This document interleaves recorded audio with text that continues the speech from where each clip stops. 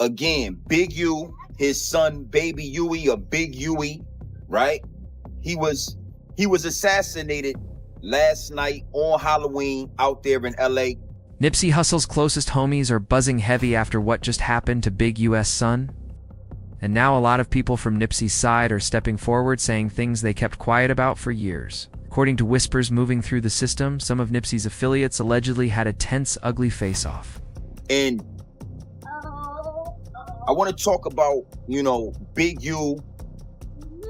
His son was assassinated last night out there in LA. Absolutely nasty work, man. Again, Big U, his son, Baby Huey, or Big Huey, right?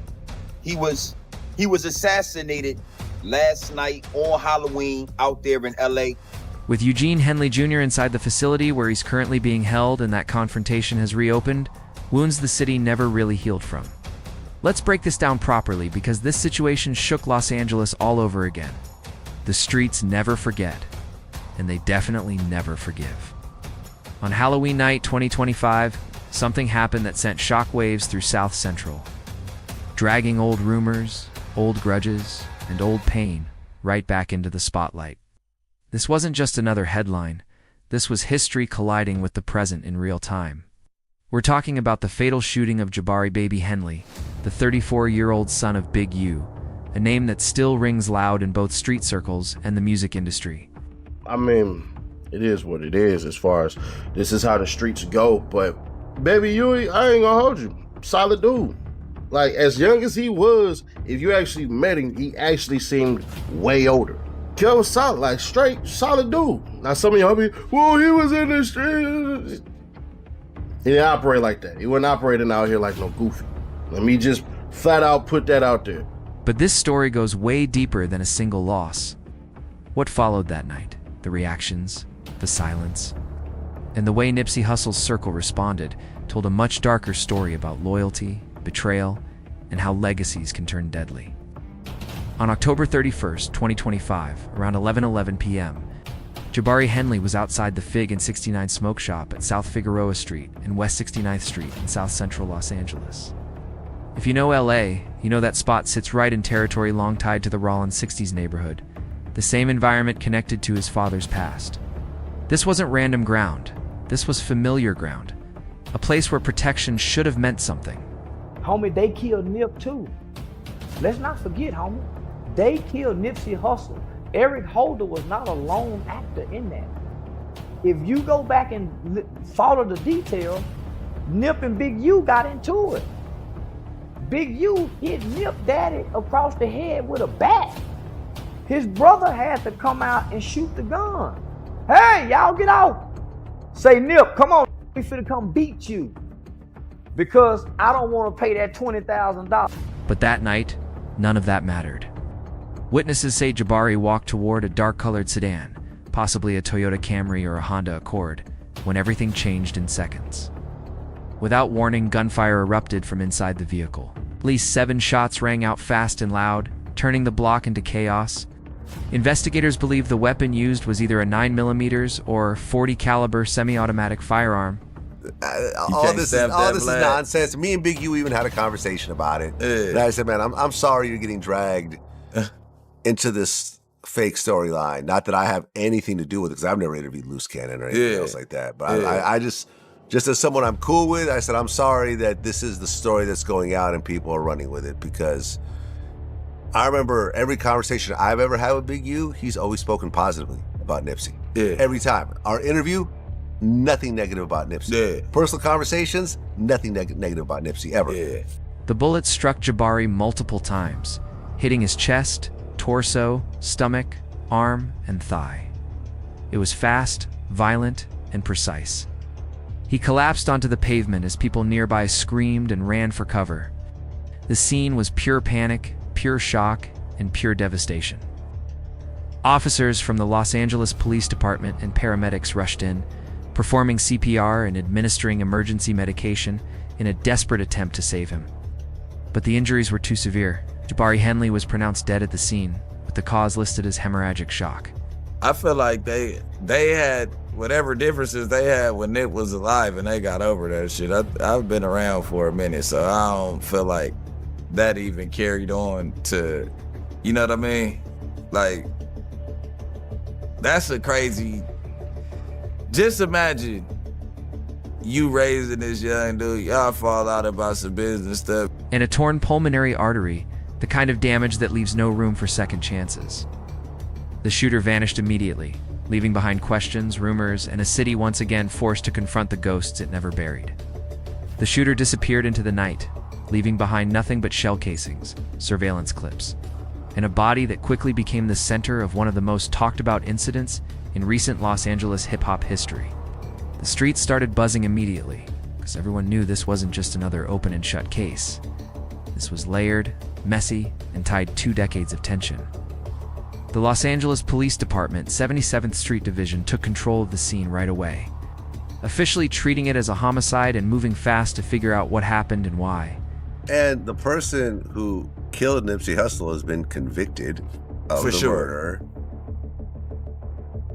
Big U's name never came up in the trial. Not a call log, not a nothing. Not a nothing.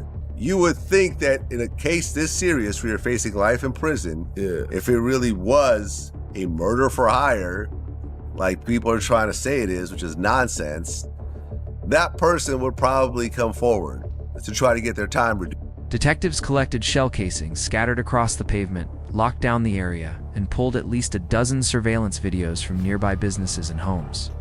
Witnesses who were nearby were questioned as the pieces slowly started coming together. All forensic evidence was sent off for analysis, with full ballistic results expected by early November 2025. Police briefly detained 2 persons of interest from Inglewood, but investigators found no direct ties linking them to the Rollins 60s, and both were eventually released without charges. When Nipsey died, right? When Nipsey got killed, we probably had about 375, 400 kids that was in our program. And I had the travel basketball team. We had a contract with Adidas that was worth about $3 million that Kanye West gave us. Wow. And then I had like a bunch of other different contracts. And for a nonprofit, we were really thriving. Then Nipsey gets killed. Well, after Nipsey get killed, then the rumor goes out, Big U had something to do. We lost everything. You lost all those? And when I tell you everything. Wow. Kanye stopped answering the phone. Adidas stopped answering the phone. And I ended up almost going dead broke because we already committed to these teams. That alone raised eyebrows. Things took a sharper turn when partial DNA recovered from a handle on the suspected vehicle reportedly showed a link to someone affiliated with the Hoover criminals, a longtime rival group with serious history against the Rollins 60s. That detail changed the entire tone of the investigation, suggesting this wasn't random at all, but possibly tied to deep-rooted gang tension and territorial issues that have simmered in South LA for generations. A $50,000 reward was announced for information leading to an arrest and conviction. But despite all the attention and pressure, no arrests have been made so far. The case remains wide open, with detectives still chasing multiple leads and theories, while the streets continue doing their own quiet math. What makes this situation even heavier is who Jabari Henley actually was. Born March 15, 1991 in Inglewood, he wasn't living a reckless street life. He mostly stayed clear of the chaos that shaped his father's reputation. He tried music on the side, releasing tracks like Hood, featuring hood-rich Pablo Juan, pulling roughly 150,000 Spotify streams, but his focus stayed on survival, family, and staying afloat, not glorifying violence. By most accounts, Jabari worked as a warehouse supervisor in Compton, took care of his young daughter, and pushed for a legit path. Friends and relatives described him as calm, grown, and aware of the streets, but not trapped by them. He knew the rules and chose not to play. But being Big U's son meant the shadow never really left. No matter how far Jabari tried to step away, the past kept circling back. On Halloween night 2025, it caught up to him in the worst way imaginable. Big U learned about his son's death around 1:30 a.m. on November 1st, nearly 2.5 hours after the shooting. And here's the twist that hit hardest. He was on T-free when the call came. Eugene Henley Jr. was locked inside the Metropolitan Detention Center, being held without bail after his March 2025 arrest on 43 federal RICO charges, including extortion, fraud, robbery, and trafficking allegations, as his world collapsed from behind bars. The charges hanging over Big U's head were already heavy, including tax-related allegations and even claims tied to a supposed murder for hire plot involving an aspiring rapper in Las Vegas back in 2021, all of it still wrapped inside a massive federal case. Then the unthinkable news hit him through a contraband phone call, allegedly coming from Loose Cannon, one of his co-defendants, who's also locked up, according to people close to the situation. Sources say the reaction from Eugene Henley Jr. was absolutely crushing. The man known for being unshakable, cold, and fearless was reportedly broken in that moment. This was the same OG who built a reputation on pressure and authority, yet behind those walls, he was said to be tearing up, whispering, "Not my boy, not like this," over and over. That kind of moment strips everything down and reminds people that beneath the charges and the image, there was still a father who just lost his son. The timing couldn't have been worse. His assets were frozen due to the federal case. Legal problems were stacking up fast. And now his firstborn, the one who tried to avoid the life that followed the family name, was gone. A memorial service was planned for November 8, 2025. But whether Big U could attend from federal custody remained unclear, adding another layer of pain to an already brutal situation. But what truly shocked people wasn't just the loss, it was the reaction online. Instead of universal condolences, parts of social media turned ugly fast. Some individuals connected to Nipsey Hussle circle and a loud segment of his fan base began posting comments that many saw as mockery, framing the tragedy as karma rather than loss. Within about 90 minutes of police scanner reports going public, social media mentions exploded. By morning, hashtags accusing Big U and referencing karma were trending across multiple platforms. Thousands of users weighed in, with many openly accusing Big U of having some role in Nipsey Hussle's death, or framing Jabari's killing as payback for alleged actions tied to his father. Some reactions were quieter, pointing out what they felt was painful irony, while others crossed into straight-up cruelty. Laughing emojis, sarcastic comments, and posts celebrating Jabari's death circulated as if this were a scoreboard moment, not a human life lost. This wasn't just random trolling either. It reflected a real belief held by parts of the hip-hop community that Big U had knowledge of or involvement in Nipsey's killing, even though no official evidence has ever proven that. Legally, Eric Holder Jr. was convicted and sentenced for the murder that happened on March 31, 2019 outside Nipsey's Marathon clothing store. But online, the court of public opinion had already made up its mind. And that's why this moment hit so differently. This wasn't just another tragedy in South Central. Too many watching, it felt like old rumors colliding with fresh blood, reopening wounds that never healed, and pushing the internet into a space where grief got replaced with judgment, speculation, and cold celebration. This felt like history coming full circle, like the shadow of Nipsey Hussle, walking back into the story, reopening old scars that never really healed. To understand why Jabari Henley's death triggered such an explosive and controversial reaction, why Nipsey's affiliates and fans flooded social media with mockery, karma talk, and accusations, and why that viral confrontation footage hit so hard, you have to rewind the clock all the way back. This wasn't random outrage. This was years of tension bubbling over. The connection between Nipsey Hussle and Eugene Henley Jr. goes back to around 2006 or 2007, when Nipsey was still an up-and-coming rapper grinding for a spot in LA's ruthless hip-hop scene. At that time, Big U was already well known in the city, an OG figure who had positioned himself as someone moving from the streets into legitimate business and industry circles. Big U reportedly saw real potential in Nipsey early on. He offered guidance, studio access, housing help, and advice on business moves like real estate, while also teaching him how to navigate the music industry without getting swallowed by street politics. The goal, at least publicly, was to help Nipsey rise without crashing out. In 2009, Big U signed Nipsey to a 10-year management deal under UN Unique Music. According to Big U's own past interviews, the contract included a percentage of publishing tied to his company, Air Money Astray, giving him serious control over Nipsey's career and earnings. At the time, it was framed as a win-win situation.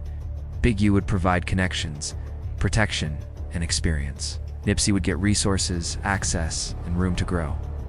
During those early years, Big U often described Nipsey as more than just an artist, calling him a little brother or even a son in spirit. His reputation helped Nipsey move freely across Los Angeles, perform in different areas, and build momentum without constantly worrying about territorial fallout.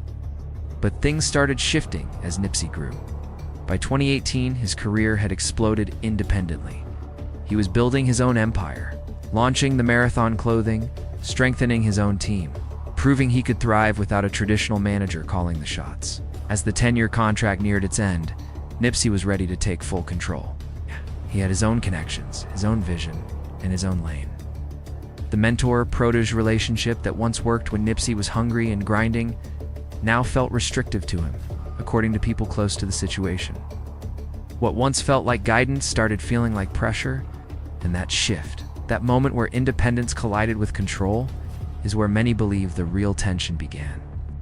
Not rumors, not internet noise, but a complicated fallout rooted in business, power, and pride. That's why Jabari's death didn't land like just another tragedy online. It reactivated years of unresolved feelings, conspiracy talk, and emotional baggage that the city never truly put to rest. What once felt like guidance slowly started feeling more like a chain holding Nipsey back from reaching his full potential. And this is where the story turns murky, where allegations start flying, emotions run hot, the truth gets harder to lock down. According to federal wiretaps and court filings tied to Eugene Henley Jr.'s 2025 RICO case, prosecutors allege that Big U wasn't just acting as a manager or mentor behind the scenes. Those documents suggest he was allegedly involved in a wide-ranging extortion operation that targeted businesses, entertainers, and even artists under his influence.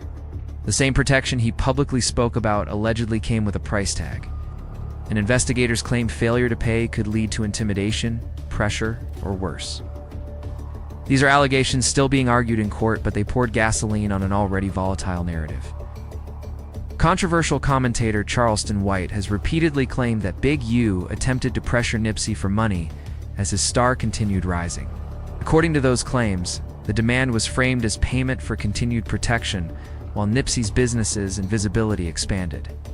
Now, Charleston White is known for loud takes and shock value, so his words alone don't equal proof. But what made people pause was how similar accusations quietly echoed through parts of the LA hip-hop scene.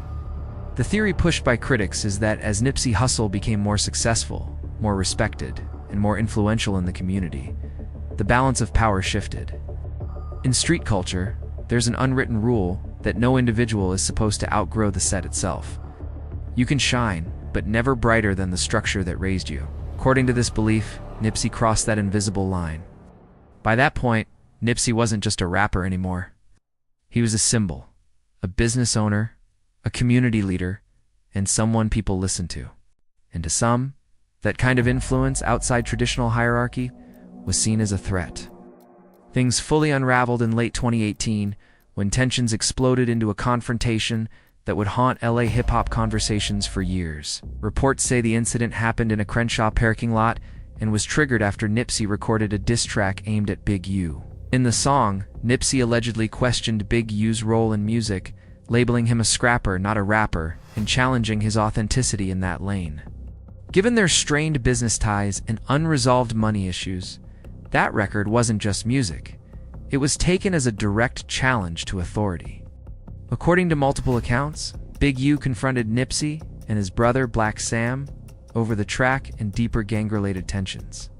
The situation reportedly turned physical, with claims that Big U assaulted both brothers. Things escalated fast. Reports state that Black Sam fired a weapon in self-defense, which led to his arrest when Los Angeles Police Department arrived on the scene. No one was struck by the gunfire, but the damage was already done. That moment marked the complete collapse of the relationship. This wasn't really about music or money anymore. It was about power, respect, control, and who truly gets to stand tall in a city where legacy carries weight and challenges never go unanswered. From Big U's perspective, everything Nipsey did toward the end was seen as straight disrespect and insubordination from an OG's point of view. As a long-standing figure connected to the Rollins 60s, Big U expected loyalty and respect from people he believed he helped put on. Nipsey, refusing to re-sign with Big U's label after the contract expired, combined with the diss record, reportedly felt like a betrayal on a personal and street level. Despite the tension and reported violence, accounts later claimed the two eventually squashed their issues. Big U even went public after Nipsey's passing, praising him, calling him family, and insisting there was no lingering animosity between them. On the surface, it looked like the past had been buried. But federal wiretaps from 2023 painted a very different picture, at least according to prosecutors. In those recordings, Eugene Henley Jr. was allegedly heard boasting about being bigger than Nipsey and making aggressive statements about dealing with anyone who crossed him. He also spoke about disciplining Nipsey, in a language that many interpreted as framing the Crenshaw parking lot incident as gang enforcement rather than a business dispute. Then came the moment that shattered everything. The day the mentor became the suspect, the student became a martyr, and Los Angeles lost one of its brightest voices. On March 31st, 2019, Nipsey Hussle was shot multiple times outside the Marathon clothing store in South Los Angeles and later pronounced dead at a nearby hospital. The shooter was identified as Eric Holder Jr., another individual associated with the Rollins 60s, was convicted in 2022 and sentenced to 60 years to life in prison. According to the official court narrative, Holder confronted Nipsey over neighborhood rumors, accusing him of cooperating with law enforcement. After the exchange, Holder allegedly walked away, retrieved a firearm, returned, and carried out the fatal shooting. That version of events closed the legal case, but it didn't close the conversation. Almost immediately, conspiracy theories flooded the internet, with many believing the story was far more complicated than a heated argument gone wrong. One of the most explosive claims came from Loose Cannon, close associate of Big U, who would later be indicted alongside him in the federal RICO case. In a viral interview, Loose Cannon alleged that Big U called him roughly 30 minutes before Nipsey was killed and told him Nipsey had already been murdered, even though Nipsey was still alive at that moment. Now that claim comes with major caveats. Loose Cannon himself is facing serious federal charges, and his credibility has been questioned by many. But if his account were accurate, it would suggest foreknowledge of the attack, which is why the allegations shook people to their core. The implication is chilling. That Big U may have known what was about to happen, or worse, had some role in setting it in motion. This theory gained traction when viewed alongside the unresolved tensions, the past confrontations, and the broader pattern of alleged criminal activity prosecutors now claim was part of a larger enterprise. None of this has been proven in court regarding Nipsey's murder. But in the court of public opinion, these allegations fuse together into one explosive narrative, one that still fuels debate, anger, and speculation every time another piece of this story resurfaces. Never one to duck controversy, Charleston White pushed the accusations even further, flat out claiming that Big U ordered the hit on Nipsey Hussle. He framed it as jealousy-driven, arguing that the old guard connected to the Rollins 60s couldn't handle how Nipsey had grown bigger than the set itself, more influential than the structure that once surrounded him. Former Death Row Records rapper SKG also came forward with serious accusations, claiming Big U arranged Nipsey's killing based on what she described as a long pattern of intimidation and extortion. She alleged she personally witnessed Big U assault people in Nipsey's presence and said his history made the accusations believable in her eyes. These weren't just random internet voices, these were people claiming firsthand exposure to how Big U allegedly operated. Big U has consistently and aggressively denied any involvement in Nipsey's murder. He addressed the rumors across multiple interviews and even sent cease and desist letters to platforms like No Jumper, demanding they stop spreading allegations linking him to the killing. In one detailed sit-down, Big U laid out his version of events, arguing that the accusations fall apart once you look at the actual facts. According to Big U, the logic doesn't line up. He pointed out that Eric Holder Jr.'s behavior on the day of the murder doesn't resemble a professional hit at all. Holder allegedly arrived with his girlfriend, spoke directly to Nipsey, walked away, went to a nearby restaurant to order food, then returned and carried out the shooting. That's not how contract killings usually go down. Real hits are fast, calculated, and clean, not filled with conversations and food stops. Big U also emphasized that the Federal Bureau of Investigation conducted a deep investigation into Nipsey's death as part of a broader probe into gang activity in Los Angeles. If there had been real evidence tying him to the murder, he argues, federal prosecutors would be absolutely included it in the massive 43-count RICO indictment brought against him in 2025. That indictment already includes extreme charges, ranging from extortion and fraud to human trafficking, and a separate 2021 murder case involving an aspiring rapper. The absence of any charge related to Nipsey's death is something big defenders point to as proof that, despite the noise, there's no solid evidence connecting him to that specific crime. Still, facts didn't stop the damage. Regardless of what's true or not, the conspiracy theories wrecked Big U's public image. He reportedly lost sponsorships, business relationships collapsed, and industry doors slammed shut. One widely circulated rumor claimed a multi-million-dollar Adidas deal, allegedly linked through Kanye West, fell apart as the accusations grew louder. People who once worked alongside him distanced themselves fast, not wanting to be tied to someone accused, fairly or not, of involvement in one of hip-hop's most painful losses.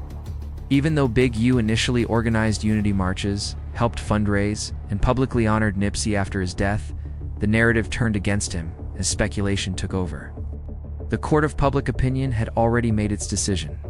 In hip-hop and street culture, perception often outweighs proof, and once that image sticks, it's almost impossible to shake.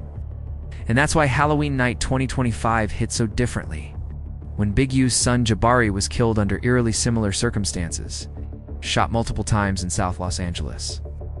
With Rollins' 60s connection surrounding both stories, the parallels were impossible to ignore. 2 lives lost, 6 years apart, tied together by legacy, rumor, and unresolved history. Too many watching it didn't feel random. It felt like history echoing back, reopening wounds that never closed, and dragging old conspiracies back into the spotlight with full force.